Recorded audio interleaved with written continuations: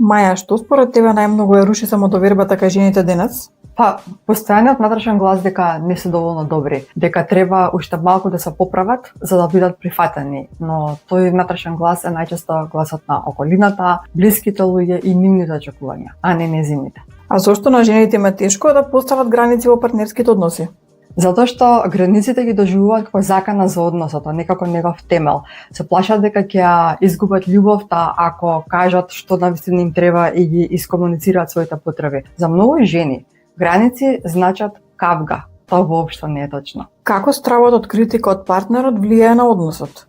Мозокот брзо учи да бега од критика, а жената со тек на време почнува да се намалува, да се прилагодува само за да избегне конфликт. И со тоа почнува да се губи себеси, а односот станува поповршен и понапрегнат. Со што жените најчесто ја мешаат љубовта? Многу жени мислат дека со трпението, премолчувањето и постојаното давање без граници е синоним за љубов. Веруваат дека така ќе го одржат односот. Трпат, премолчуваат, а во тие ситуации нападите од другата страна само се заоструваат и не доаѓа до решение. Тоа би бил првиот чекор кон посилна самодоверба. Превземање одговорност за своите избори дури и кога се непријатни. Самодовербата почнува тогаш кога ќе престанеш да се предаваш себеси заради туѓото одобрување. Еднаш е доволно да застанеш цврсто и тоа веднаш ќе даде ефект.